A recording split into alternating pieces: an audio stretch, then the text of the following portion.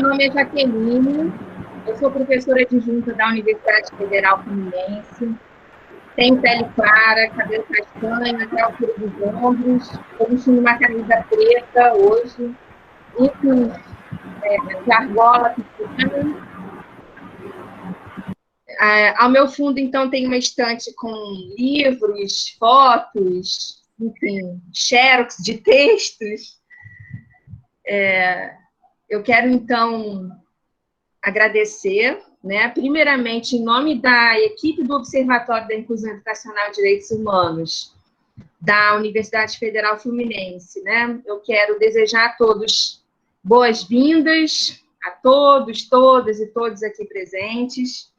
Agradecemos especialmente o envolvimento de todos de toda a equipe, né, do Observatório, as professoras que estão aqui presentes, né, a professora Meire, do Laboratório de Estudos e Pesquisas em Ensino e Diferença, o LEPED da Unicamp, a professora Mônica Pereira, do Laboratório de Estudos, Pesquisas e Apoio à Participação e à Diversidade em Educação, o LAPIAD, da UFRJ, a professora Márcia Moraes, que trabalha comigo também na UF, em campus, né, eu trabalho em Pádua, a professora Maldete, que está para entrar aí também, também da Universidade Federal Fluminense. Bem, vale informar também que essa reunião está sendo transmitida ao vivo pelo YouTube, porque houve muitos inscritos, né, e esse número de inscritos foi maior do que o que comportava o Google Meet.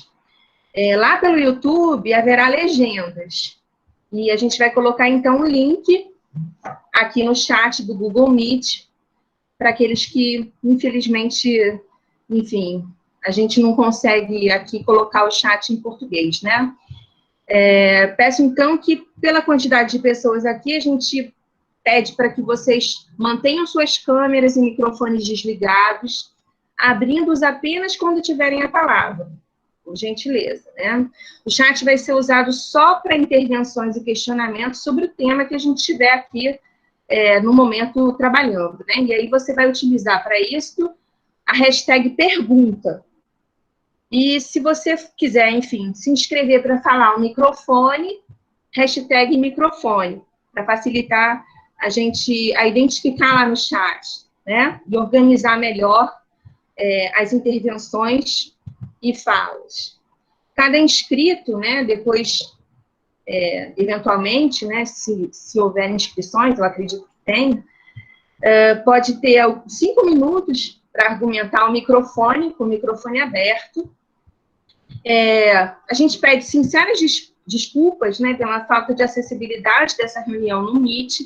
Infelizmente, pelo atropelo circunstancial e urgência para a gente iniciar esse debate tão latente, não conseguimos intérprete, né? Além disso, o Google Meet não permite, como eu disse, o uso da legenda, o recurso da legenda em português.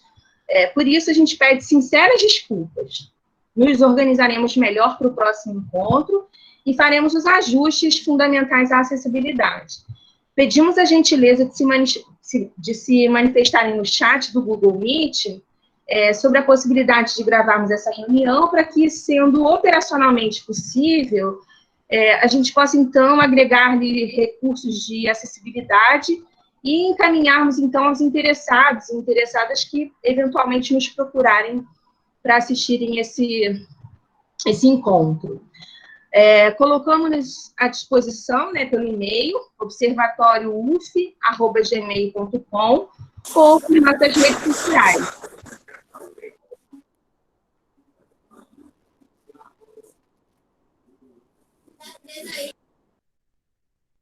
De ser um locus para debatermos, né, sobre as incongruências da, entre aspas, né, atualização da Política Nacional de Educação Especial na perspectiva da educação inclusiva. Não é um embate, né, não é um espaço para embates improdutivos, mas para que a gente possa nos apoiar nesse momento de ataque ao direito à educação para todos, todas e todos.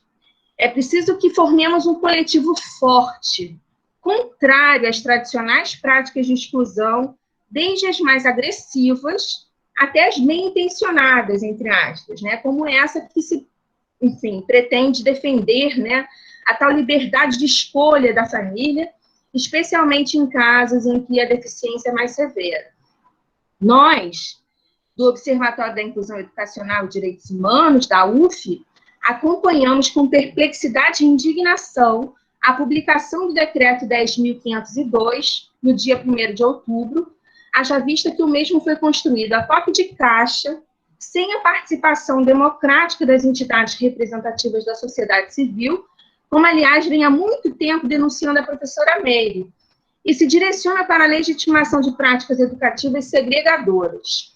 Portanto, nosso lugar de fala é o de quem repudia essas disposições retrógradas e que afrontam a Constituição Federal vigente, a outras normas nacionais, bem como a normas internacionais a que o Brasil é signatário, especialmente a Convenção da ONU sobre os Direitos das Pessoas com Deficiência, que postula o princípio da não discriminação.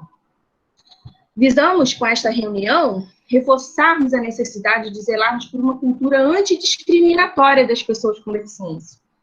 Ainda precisamos defender arduamente a inclusão, porque nosso sistema de ensino é capacitista e, consequentemente, porque é reflexo de nossa sociedade que também é capacitista. Na prática, as famílias poderão mesmo escolher pela escola especial, pela escola regular inclusiva ou pela escola bilíngue, ou serão gentilmente encaminhadas às escolas especiais ou bilíngues, pois que somente lá terão um ensino, entre aspas, adequado, né, com profissionais, entre aspas, qualificados.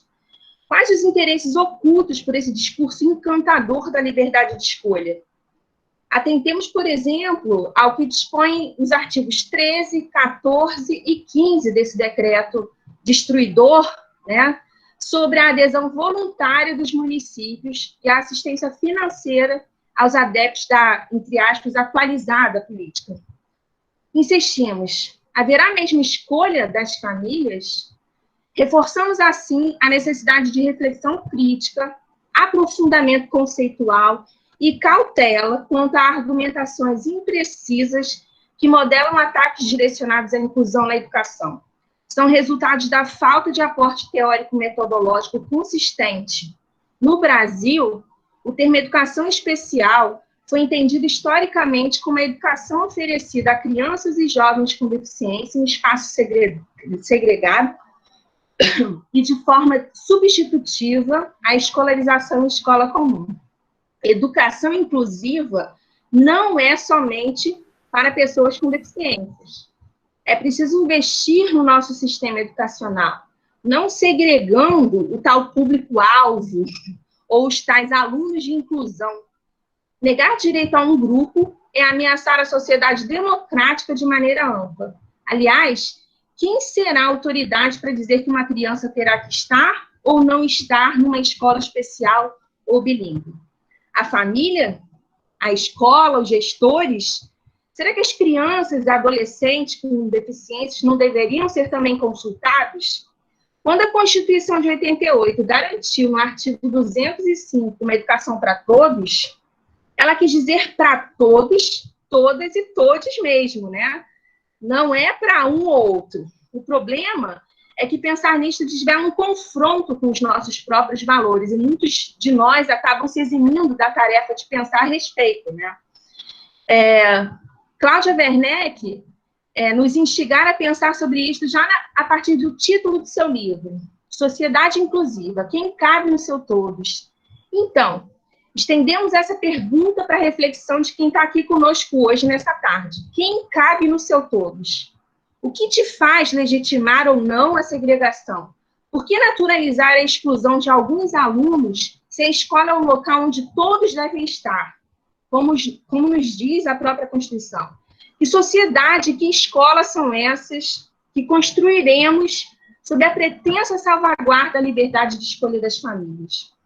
Bem, sem mais delongas, já falei o suficiente, passo a palavra à professora Meire Cavalcante, na sequência a professora Mônica e demais interessados em conosco debaterem hoje a urgência desse tema. Oi, Jaqueline, tudo bem? Boa tarde. Vocês estão me ouvindo bem? Ótimo. Obrigada, primeiramente, pelo convite. É sempre muito bom estar aqui com vocês de novo, discutindo, né? A gente já teve aqui um encontro antes desse decreto ser publicado, né? E a gente vem falando a respeito desse desmonte que se consolida com esse decreto, né? Mas que vem aí num ataque sistêmico desde que a Política Nacional de 2008 foi apresentada, né, e começou a ser implementada. Então, agradeço a todos vocês que atuam aí na universidade e também agradeço quem está nos acompanhando aqui, ou pelo Meet, ou pelo canal do YouTube. Bom, eu acho que você falou bastante coisa já, algumas problematizações, nessa questão desse apelo à ideia de que vai ser bom, né, que ótimo que eu posso agora escolher, o que na verdade não é verdade, porque existem uma série de coisas que precisam ser observadas nesse momento, né, para que a gente de fato possa explicar para a sociedade que não está em jogo o processo, ou a ideia de escolha ou não. Existe em curso um projeto de, a partir da discriminação do sujeito em razão da sua deficiência, né, a gente precarizar e não ampliar o processo de educação escolar, de inclusão escolar, de a gente, de novo, naturalizar a segregação, né, o apartheid de pessoas em razão de uma característica, né, no caso aqui a deficiência, e também a gente pensar que o Estado brasileiro, durante muito tempo, resolveu, enquanto política de Estado, a ausência dele na vida das pessoas com deficiência. Então, simplesmente não havia oferta de educação, de um sistema voltado para a saúde, o bem-estar, a assistência social, cultura, lazer, ou qualquer coisa que possa dar dignidade à vida da pessoa com deficiência. E quando as entidades filantrópicas surgiram neste país, era porque existia um absurdo vácuo, né, o nada, era a total invisibilidade, era a total exclusão das pessoas com deficiência.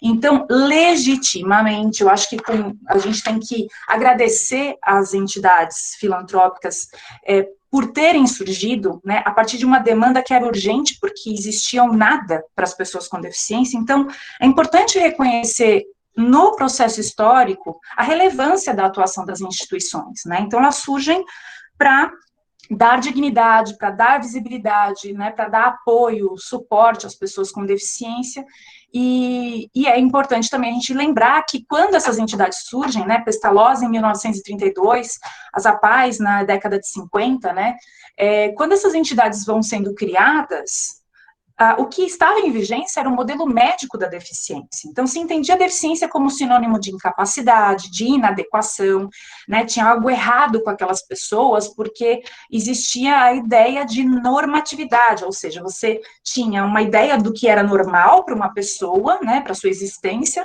e tudo que fugia desse critério arbitrário de normalidade era considerado como algo excepcional.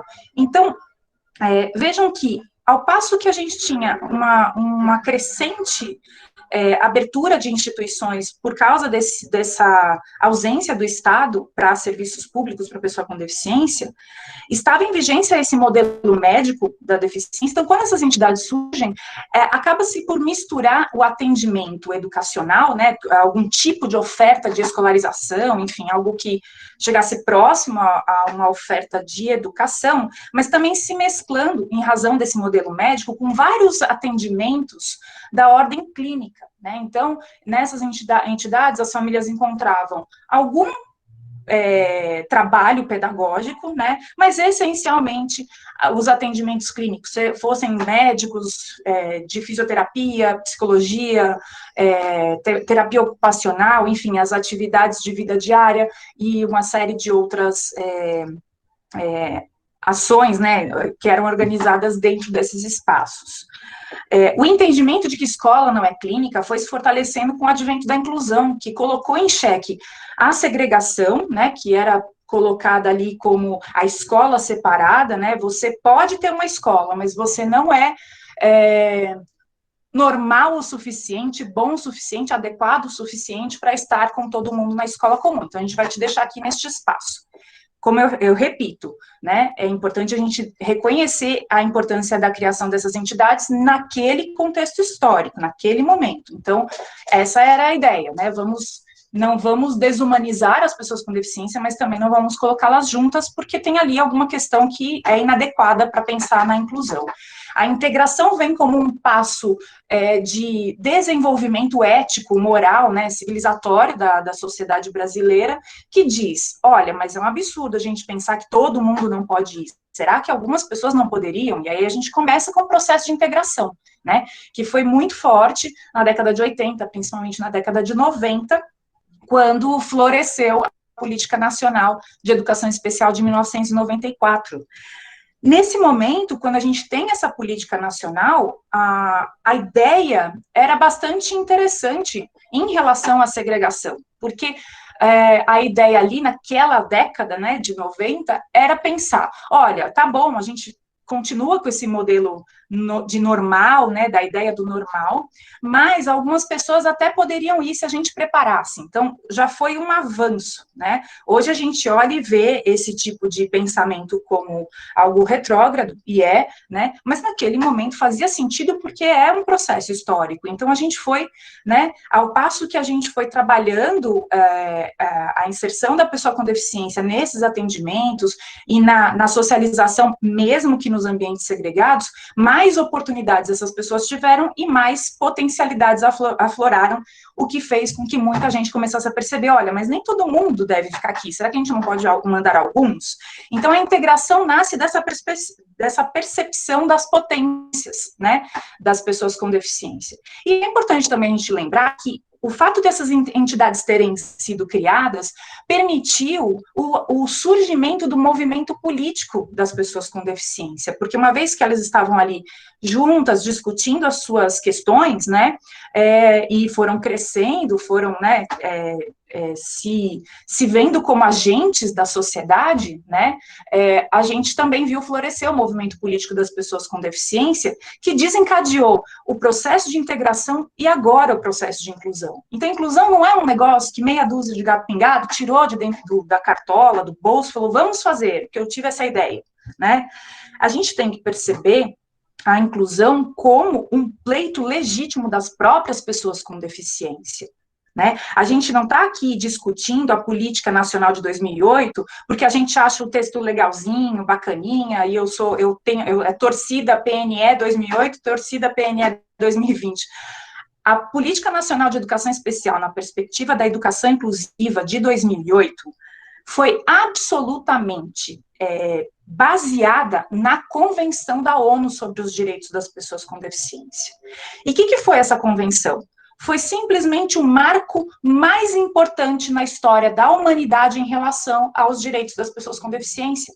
Foram delegados do mundo inteiro numa convenção da ONU para discutir direito à saúde, à educação, à participação, à cidadania, à não discriminação, enfim, é só ler aquele documento para ver o tamanho, a magnitude dele.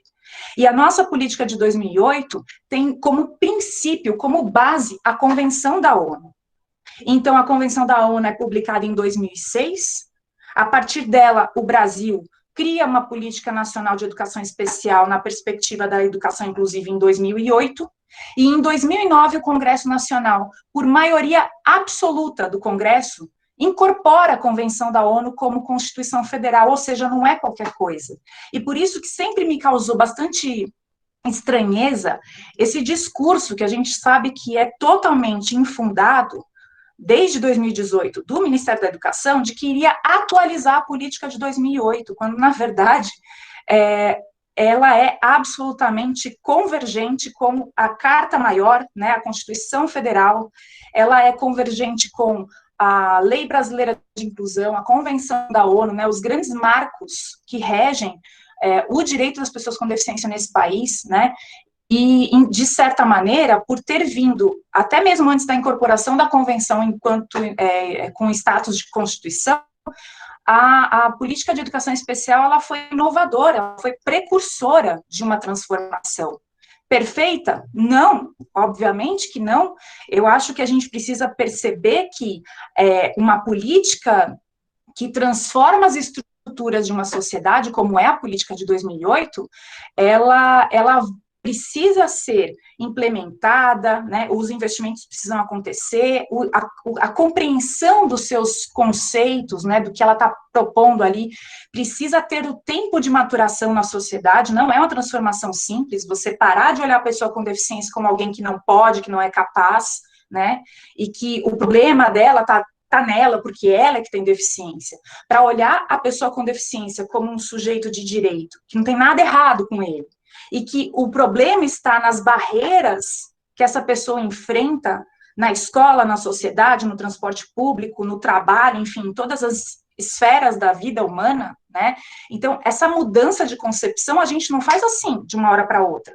Então, as pessoas que falam que a política nacional de 2008 não deu certo, não funcionou, a inclusão não funciona, primeiro que não deve ter visto, não deve ter nem estudado, né, o impacto que ela teve, não só numérico, no número de matrículas, na mudança que a gente teve, antes era a maioria em exclusão educacional, em escola e classe especial, agora a gente já tem 87% nas escolas inclusivas, então não só as estatísticas, os números, mas as pessoas também não entrar em contato com as histórias, com o fazer dos professores, dos educadores, que eu tanto respeito nesse país, professores de sala comum, professores de atendimento educacional especializado, gestores de sistemas de ensino que estão comprometidos com a não discriminação, com todas as dificuldades, com todas as dúvidas e também muitas vezes com as incompreensões do que a política traz, porque ela é muito inovadora, a gente vem sim conseguindo consolidar, construir, caminhar para isso, para fazer com que o nosso sistema educacional seja efetivamente inclusivo. Né? Então, o que nós estamos vivendo nesta semana, né, eu não digo que só com muita tristeza, não, é triste, mas também como uma forma de impulso, é um grande retrocesso, mas ele é um impulso. É nesse momento que todos os professores deste país, todos os educadores que se deixaram, né, que se permitiram vivenciar a educação inclusiva, a encontrar o outro, a permitir que esse outro deixe transparecer, deixe aflorar tudo que ele tem de potência, e esses professores com medo, com dificuldade, com algumas angústias, foram trabalhando e descobrindo que a educação inclusiva é possível, e hoje militam por ela, acreditam nela, trabalham por ela. Eu acho que isso é um impulso para todos nós. Esse ataque que a educação inclusiva está sofrendo não é um ataque só à educação especial, é um ataque ao cerne do desenvolvimento inclusivo da sociedade brasileira.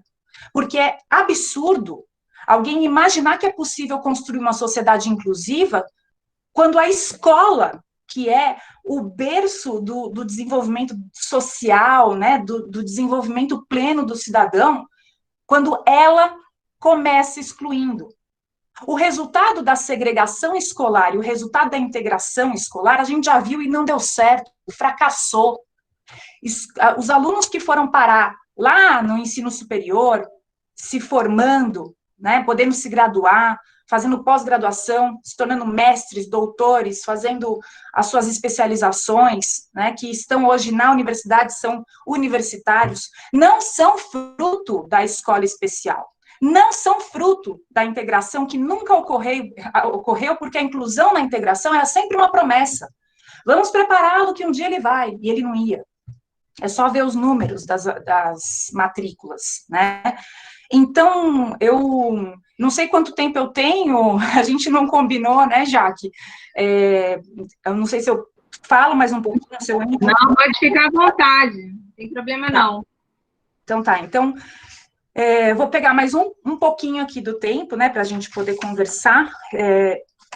Dadas essas questões aqui que eu estou levantando, eu anotei algumas coisas que me chamaram bastante atenção. Não vou fazer uma análise técnica e profunda desse decreto, né, mas vou dar umas pinceladas em algumas questões que eu acho fundamentais para nos subsidiar no debate, porque as famílias, muitas... vão sim ser iludidas por esse discurso de que elas vão poder escolher e que quando elas escolherem e os seus filhos estiverem na classe especial ou na escola especial, finalmente eles vão ter um atendimento bom, especializado, e o quanto que isso é uma grande falácia, né? Porque o projeto por trás do que está acontecendo não é o melhor para o desenvolvimento dos estudantes com deficiência, mas um sucateamento da escola pública, a terceirização, a privatização da educação da pessoa com deficiência, né? A alocação de dinheiro público em instituições privadas, isso é importante a gente lembrar, né? E, de certa forma, uma maneira de a gente não discutir os pontos essenciais do que significa um sistema educacional inclusivo e uma sociedade inclusiva. Então, antes de falar um pouquinho dos trechos do decreto, eu queria só fazer uma observação, que eu acho que é importante a gente dialogar com as pessoas, tá? Quando dizem a inclusão não deu certo, né? Primeiro, a inclusão, né, a política de educação inclusiva, ela estava em vigência há apenas 12 anos e, sim, foi responsável por uma grande transformação nos sistemas educacionais inclusivos, ainda tem muito trabalho por fazer, mas foi. E eu preciso dizer, é muito importante que eu diga que, em 2016, né, quando foi interrompido o governo que criou e dava continuidade às políticas públicas para a educação inclusiva, em 2016 foram descontinuados todos os programas voltados à educação inclusiva. O programa Educação Inclusiva Direito à Diversidade, que fazia formação, seminários no país, em parceria com os municípios polo, simplesmente não aconteceu mais. Né? O programa de sala de recursos multifuncionais, né, que enviava para os municípios os equipamentos, mobiliário, material didático, pedagógico, né, material acessível para os municípios, para implementar nas escolas, também não teve mais continuidade. A gente ficou de 2016 até 2020 num grande vácuo.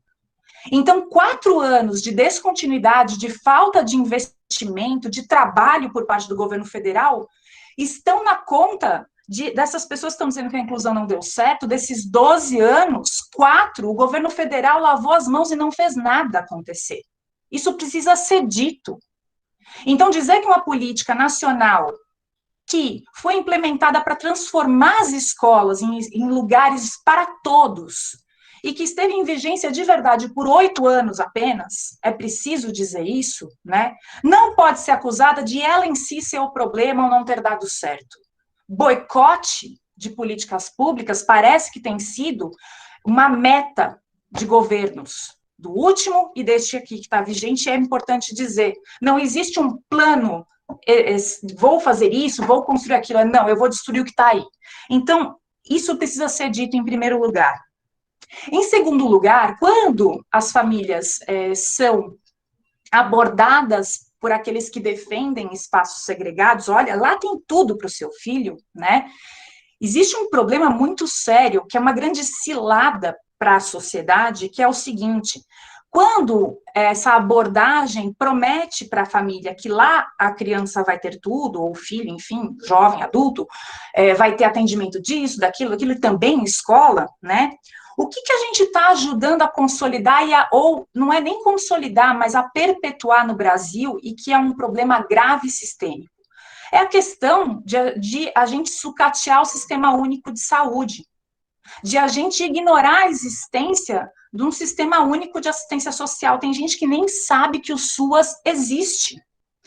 E quando eu entro em contato com os professores, os educadores, para a gente trabalhar o AEE, né, que é o atendimento educacional especializado, para a gente poder melhorar essa oferta da educação inclusiva, muitas vezes as dificuldades que os professores, os gestores apresentam Meire, a gente vem fazendo o nosso trabalho, a gente está ali na luta, mas às vezes a criança precisa de um encaminhamento para fono, precisa passar com fisioterapeuta. A gente não tem esses saberes na escola e nem tem que ter, porque, óbvio, escola não é clínica, né? E o que acontece? A gente vive num país em que parece que a boa parte da sociedade tem como hobby falar mal do Sistema Único de Saúde, que não presta, que não funciona, enfim. Quanto mais a própria sociedade fala mal, mais o SUS é sucateado e uma hora ele acaba mesmo. Então, nem ele a gente vai ter. Então, o que eu acho que é importante a gente problematizar? Assim como nós defendemos que a escola comum seja para todos, né, sem restrição, sem discriminação, e ela se organize para esse fim, o Sistema Único de Saúde também tem que ser para todos. Se a gente sabe que as escolas são equipamentos públicos que são bastante capilarizados, elas estão nos bairros, né, nas comunidades, as escolas chegam, né? Agora, quantas pessoas nesta sociedade sabem que existe o SER, que é o Centro Especializado em Reabilitação? O SER é um equipamento, né, no âmbito do Sistema Único de Saúde, que tem uma série de serviços multiprofissionais, né? Então tem ali físio, fono, TO, tem gente que atua em várias áreas, né? E que é uma política para a pessoa com deficiência no âmbito do SUS, né? E que não prosperou, né? Teve a implantação de alguns seres, mas a gente teve a interrupção da nossa oferta, né? Então, da nossa oferta, não, da ampliação. Então, perdão, gente, esqueci o telefone aqui ligado. Então, o que acontece é que a gente desconhece muitas vezes para onde a gente precisaria estar colocando nossos esforços. Não é segregando as pessoas num espaço que tem tudo, que na verdade não tem tudo, porque a escola não se substitui, né? Que a gente vai oferecer tratamentos X, Y, Z dignos para a pessoa com deficiência. Isso tem que estar perto da casa dela, tem que estar acessível. Antes, a pessoa, para poder ir para a escola, que tinha tudo, tinha que atravessar a cidade para poder chegar na instituição. Hoje ela está matriculada do lado de casa. Isso está como um preceito no Estatuto da Criança e do Adolescente, Constituição Federal, a própria LDB, de você ter acesso à escola, na comunidade, né? Você ter o equipamento público para te servir. Mas aí você também tem que olhar como é que está o posto de saúde, tem um centro especializado em reabilitação ali por perto, né, no local, pelo menos na região, tem o número necessário de profissionais nesses equipamentos. Vamos pensar também no CAPS, no CAPSE, que são equipamentos que também precisam de investimento para poder atender o público que tem transtorno do espectro autismo, enfim. Então, a gente precisa olhar para além dessa luta que fica sempre em cima da escola, que é mais que a gente precisa lutar para construir uma rede real de proteção de serviços para a pessoa com deficiência, né? Para a gente parar de naturalizar que tudo bem pegar o cara que tem deficiência, em razão de deficiência, coloca lá naquele puxadinho, naquele lugar, e ali ele vai ter tudo.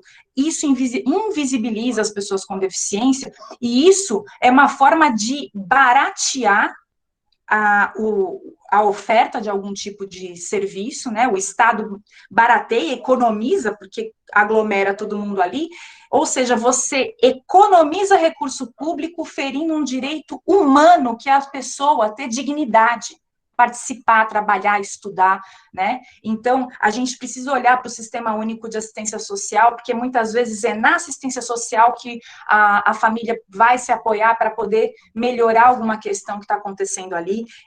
Eu acho que a gente precisa ampliar um pouco o debate, fica tudo em cima da escola e a gente não está cobrando também dos gestores públicos e observando quais são as outras políticas públicas que também precisam funcionar para que a educação inclusiva possa, de fato, se consolidar. Porque escola é escola, não é clínica, né? E a gente precisa entender que o que acontece na escola é de cunho pedagógico. Agora, não é ali que a pessoa precisa encontrar os outros serviços dos quais ela tem necessidade, e quando eles faltam, aí sim fica muito palatável e muito, digamos, sedutor para a família, né? Quando alguém aborda e fala, lá você vai ter tudo. A gente não tem nada quando uma única pessoa estiver segregada num espaço X. A sociedade perdeu, ela fracassou. Enquanto a gente tiver espaços de segregação, e esta, não gostem ou não, esta é a palavra para o que querem trazer de volta na política nacional, é segregação. Enquanto uma pessoa estiver em segregação, a sociedade fracassou. Não é porque a gente feriu a lei, não, é porque a gente fracassou, porque em vez de a gente olhar para frente e melhorar, a gente está, de novo, admitindo algo que é inadmissível. em pleno século XXI, a gente ainda está discutindo isso. Isso é de um retrocesso, de uma perda de tempo sem tamanho. Já vou terminar, Jaque. Vamos lá, algumas questões do decreto que me chamaram a atenção. Primeira coisa, essa política, ela se chama de equitativa, inclusive ao longo da vida. E aqui eu vou chamar a atenção para o termo equitativo, porque o que eles estão querendo dizer com equitativo? Achei muito interessante essa forma de tentar corromper o texto da Convenção da ONU, né?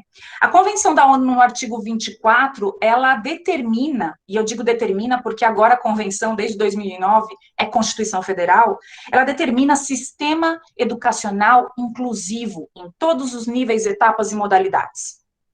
O que essa política fez? Ela disse que vai garantir sistema educacional equitativo, inclusivo e ao longo da vida.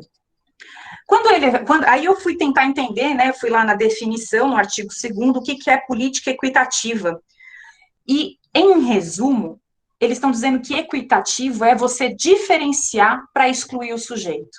Olha, conforme as características dele, nós vamos ver o que é melhor de diferenciação para que ele possa se desenvolver, ou seja, já é a abertura, a primeira janelinha desse decreto para dizer, olha, com base na característica do sujeito, ele pode ser segregado, né? E ainda, o que é mais perverso e mais imoral é usar os termos inclusão, igualdade de oportunidades, né? Todos esses termos que a gente vem usando para consolidar o direito à inclusão, eles estão todos postos lá. Gostei do Sestaro, né, quando ele disse...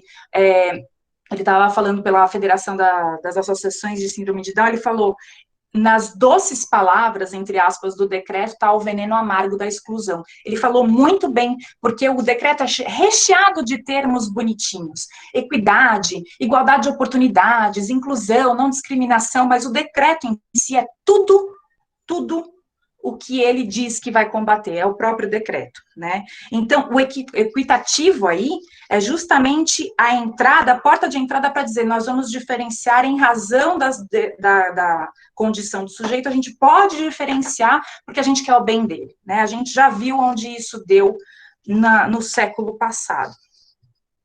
E aí também uma outra questão é que no artigo 3º se coloca a equipe multidisciplinar como parte do processo de ajudar a família a escolher para onde a criança vai, ou seja, a gente está pegando um direito inalienável da pessoa com deficiência, né, da criança, do jovem, e está pondo na mão da família e de uma equipe multidisciplinar, né, e aí quando a gente ouve multidisciplinar, a gente sabe muito bem que vai ter um cunho fortemente clínico, né, a gente conhece como as pessoas que redigiram né, que criaram esse decreto operam, compreendem a deficiência, né, pelo modelo médico.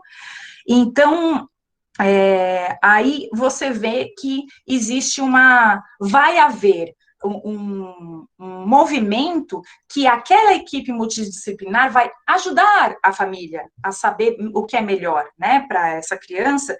E, muito provavelmente, essas equipes multidisciplinares vão atuar por meio de convênios com o poder público, né? Então, vai lá as entidades e fazem o convênio, nós faremos a avaliação, né? Nós somos parceiros e ajudaremos na avaliação multidisciplinar, né?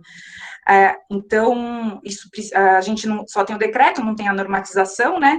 Mas vocês podem ter certeza que lá no Conselho Nacional de Educação, essa regulamentação desse decreto já está prontinha, né? E aí a minha pergunta é, o Conselho Nacional de Educação vai bancar isso aqui também? Vão eles pôr o nome deles nisso aqui também? Artigo 4º, né? Aí, outra coisa que me chama a atenção é que o atendimento educacional especializado, nessa política, ele deixa de ter uma definição. Ele pode, então, ser qualquer coisa. No artigo 4º, inciso 1º, está lá, que a pessoa tem garantido o direito à educação e ao AEE. Tá bom, beleza. Só que aí, quando a gente vai no artigo 6º, diz, o AEE, ele aparece, não dá para ter certeza ali, né, porque o texto é confuso, até porque muitas dessas pessoas sequer entenderam o que era o AE na última política, né, que dirá poder propor alguma coisa para o AE nessa nova. Então, o AE parece com algum sinônimo de escolarização ali, não dá para saber porque não tem a definição de AE. E aí, às vezes, aparece atendimento educacional, ou seja, é feito para confundir. E a Constituição Federal, ela é muito cristalina, ela prevê a escolarização como um direito da pessoa e ela não pode ser discriminada em razão de nenhuma característica, esse é o artigo 3º, esse direito da educação, né, é o artigo 205, e importante, previsto na escola, o locus, o lugar onde o direito à educação, segundo a Constituição Federal, se é provido, é na escola.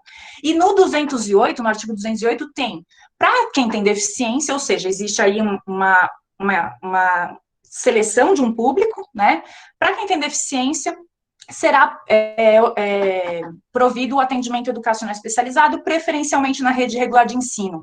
Se o constituinte quisesse que a escolarização da pessoa fosse compreendida como a ele teria usado as mesmas palavras, mas ele não usou.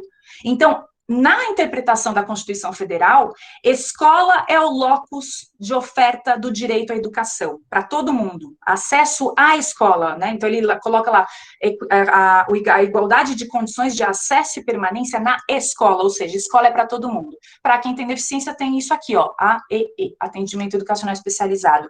E aí, por muito tempo, usaram o termo AE como se fosse um sinônimo de escola, e nunca foi. A AE não é sinônimo de escola, ele é algo a mais que se oferta para o sujeito. E é por isso que não dá para entender o preferencialmente para matrícula na escola. É só para matrícula no AE, que é algo diferente da escola. Isso precisa ficar muito demarcado, porque a gente começa assim a desenhar o quão inconstitucional é a interpretação de alguns dispositivos legais prévios, né, que usam preferencialmente para fazer as pessoas ficarem confusas, e principalmente o quão inconstitucional é esse decreto, né. Artigo 7º, são 17 serviços da educação especial, 17, né, e aí tem de tudo, cabe de tudo lá, né. O que me chama a atenção no artigo 2º também é que não está em ordem alfabética, quando eles colocam lá a definição de alguns termos, né, não está em ordem alfabética. Então, me chamou muito a atenção, porque a escola regular inclusiva é uma das últimas da lista do que precisa ser considerado na política de educação especial, e isso demonstra muito claramente qual é a percepção deles sobre a escola comum. Essa política não está comprometida em organizar serviços para promover a inclusão na escola regular, porque a escola regular ela é secundária, ela é terciária, ela é a última. Ela está ali no rodapé da lista de serviços para a pessoa com deficiência, TGD e outras habilidades, né? Então, isso me chamou a atenção. E quando fala de AE no artigo 7º, né, a gente vê que no artigo, no inciso 15 e no 16, tem o AE no primeiro para 0 a 3 anos e depois o AE em geral. Não se diz o que é, né, o AE. Então, pode ser qualquer coisa. Inclusive, segregando o sujeito, né. E eu acho que é importante a gente também, por fim, pensar na gravidade que é o artigo 14, né, que trata do financiamento dessa aberração. Né, os municípios, estados, enfim, podem aderir voluntariamente, mas quem aderir, olha, vai ganhar uma grana para poder fazer tudo isso aqui acontecer, né? Então, eu posso falar tranquilamente que parte do sucesso da política de educação especial de 2008, né, grande parte do sucesso, da implementação, do crescimento das matrículas, está diretamente vinculado ao fato de que, em 2008, a gente teve o decreto 6571, que previu a dupla matrícula no âmbito do Fundeb, ou seja, o aluno, a rede de ensino recebia um valor para matricular na sala comum, e se tivesse matriculado na sala comum e matriculasse no AE, recebia em dobro. Isso foi um grande motor para os municípios irem atrás de organizar suas equipes de atendimento educacional especializado, pedir as salas de recursos para o governo federal, montar as suas próprias, fazer a formação em nível de pós e continuada dos seus professores da educação especial, né? Participarem dos seminários, participarem dos programas de formação, ou seja, o financiamento, gente, é essencial para uma política pública acontecer, senão ela vira letra morta, né? Como é que você vai fazer a política sem a verba para isso?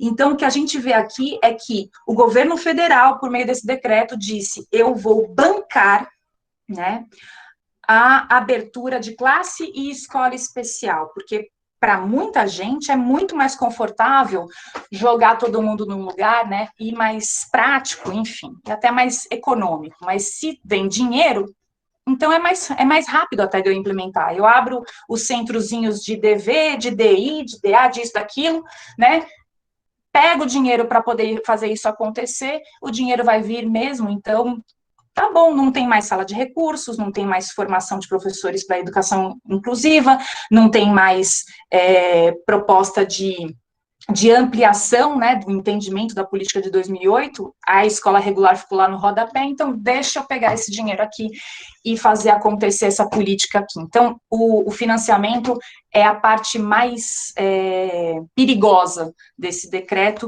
e aí eu concluo pedindo desculpas por falar tanto, né, que eu sei que a gente vai conversar aqui, mas eu concluo fazendo uma reflexão sobre se a gente ainda vai aceitar o financiamento com dinheiro público para segregar seres humanos. A gente vai permitir isso, né? Dinheiro público que vai fazer com que as famílias que têm seus filhos na escola regular, a partir do momento que o município ou o estado criou aquele buraquinho para enfiar as crianças com deficiência, né? A hora que eles vão fazer a rematrícula na escola comum, o que vai começar a acontecer? Você não acha melhor você mandar o seu filho para lá? Lá tem tudo. É isso que vai acontecer. O dinheiro público vai parar na mão dos gestores que vão implementar esses centros de DV, DI, DA, de não sei o quê, que está tudo lá colocado, né? Tudo especializado, e aí as matrículas vão começar a decrescer. E a conta disso vai estar na mão de quem não se mobilizou e não se posicionou nesse momento, porque isso é um divisor de águas. Nesse momento, nós estamos escolhendo que sociedade a gente quer nesse país. Eu acho que é isso. Obrigada, Jaque.